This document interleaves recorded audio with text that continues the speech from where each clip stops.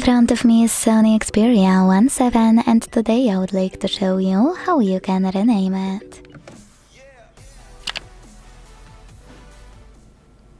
Begin by opening Settings and scrolling all the way down.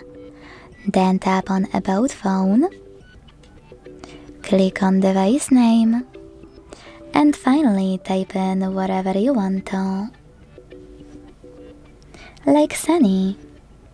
When you finished, select OK in first pop-up and also OK in the second one about visibility.